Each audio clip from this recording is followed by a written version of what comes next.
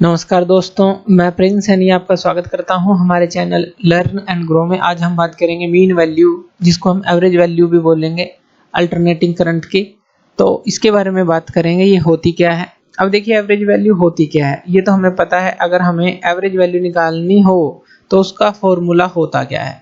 Average value का formula होता है कि हम क्या करते हैं, सम ऑफ ऑल ऑब्जर्वेशंस, जो भी हम ऑब्जर्वेशंस लेते हैं उन सब का सम कर देते हैं, और नीचे आता है जो टोटल नंबर ऑफ ऑब्जर्वेशंस हैं, टोटल नंबर ऑफ ऑब्जर्वेशंस।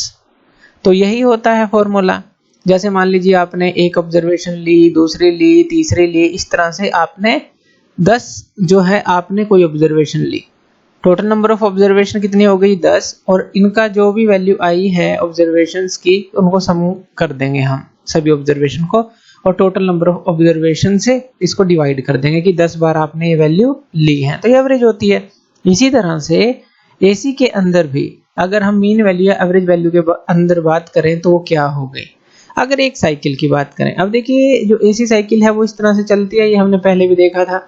अब ये एक तरह की साइन वेव होती है क्योंकि 0 से स्टार्ट होती है, तो हम इसको इस तरह से भी दिखा सकते हैं, I = I0 sin ωt, ये दिखा सकते हैं। तो आई क्या है, किसी भी टाइम पे आप इसकी वैल्यू चेक कर सकते हैं। आई नोट क्या है, जो मैक्सिमम इसका एम्पलीट्यूड है, यानी कि एम्पलीट्यूड की बात कर रहे हैं, आई नोट इस तरफ ले लें या जो आई नोट है इस तरफ ले लें, और साइन वेव है साइन ओमेगा टी। तो इस तरह से ये हम पहले भी डिस्कस कर चुके हैं। अब आप इसको इस तरह से दिखाते हैं, और इसका जो टाइम पीरियड होता है वो क्या होता है, एक कंप्लीट टाइम पीरियड 0 से t तक होता है। अगर आप इसका हाफ लें तो 0 से t/2। अगर इसी ग्राफ के अंदर हम देखें तो हमें दो चीजें देखने को मिलती हैं। एक जो अप साइड है, हम इसको पॉजिटिव ले लें अगर, तो ये पॉजिटिव साइकिल देखने को मिलती है, और इसी लाइन से नीचे की तरफ देखें तो ये हमें नेगेटिव देखने को मिलती है। तो अगर हम टोटल एवरेज की बात करें या मीन वैल्यू की बात करें इस टाइम पीरियड t के लिए, एक कंप्लीट साइकिल के लिए, तो वो क्या होगी, 0 होगी। क्यों? क्योंकि एक तरफ जो सारी वैल्यूज हैं पॉजिटिव हैं यहाँ तक, और इस तरफ जो सारी वैल्यू है वो नेगेटिव है और सेम है। तो पॉजिटिव और जो नेगेटिव वैल्यू है अगर ऐड करेंगे तो 0 हो जाएगी।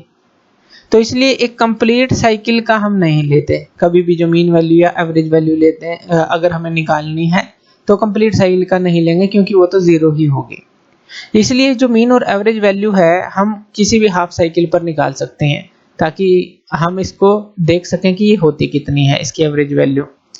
अब चाहे आप पॉजिटिव हाफ साइकिल ले लें, चाहे आप नेगेटिव हाफ साइकिल ले लें, वो मर्जी है, कोई भी ले लें सेम आएगी। बस पॉजिटिव में पॉजिटिव वैल्यू आएगी, नेगेटिव में नेगेटिव वैल्यू आएगी, बाकी जो वैल्यू रहेगी वो सेम ही रहेगी।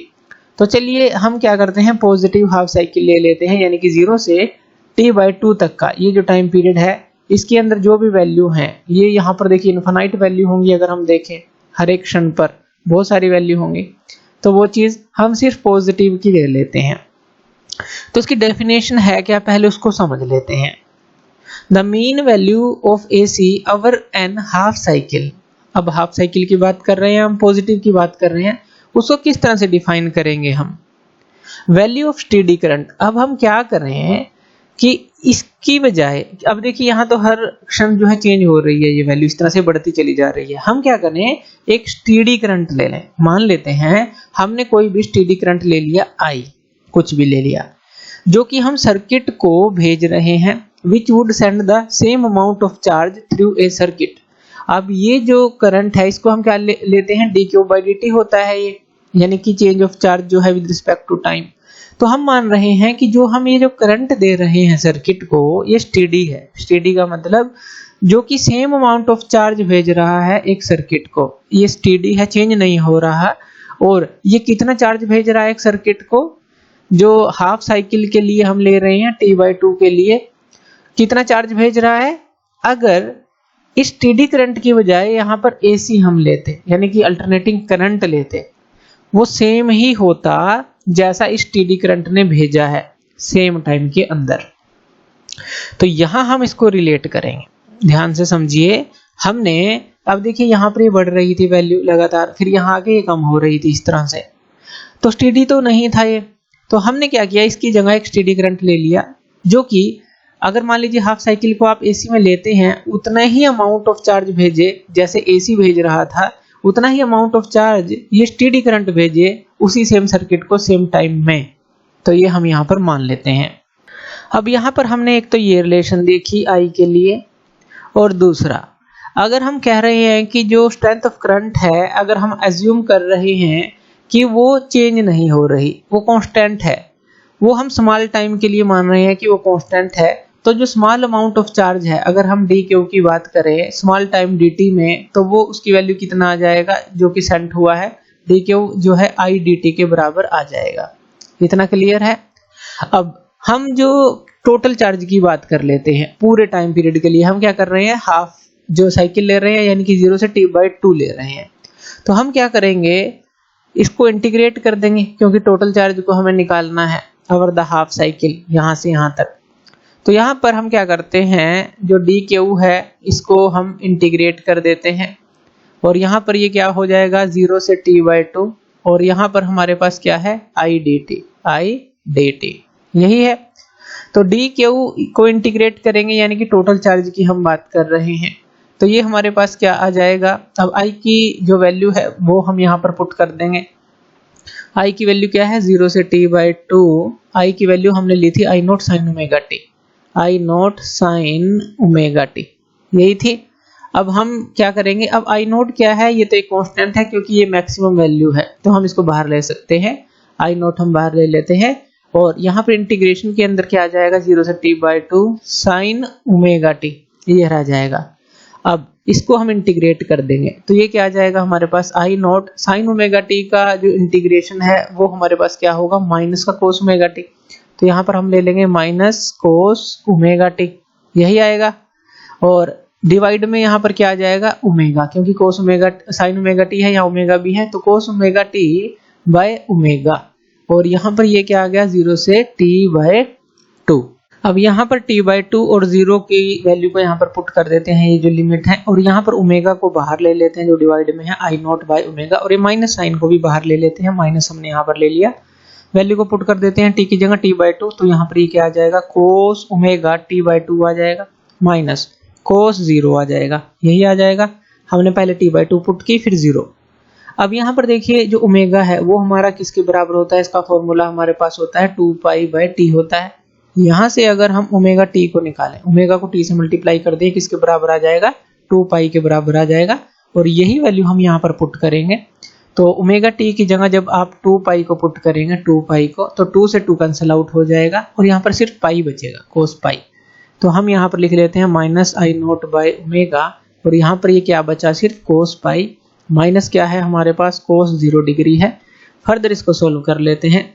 कोस पाई क्या होता है हमारे पास माइनस का 1 होता है, तो पहले तो ये बाहर लिख लेते हैं, और यहाँ पर कोस पाई हो गया -1 माइनस कोस 0 क्या है, ये भी 1 होता है। अब यहाँ पर ये क्या आ गया -1 -1 -2 आ गया, और बाहर मल्टीप्लाई होगा तो ये क्या आ जाएगा 2I नॉट बाय ओमेगा, ये हमारे पास वैल्यू आ जाएगी।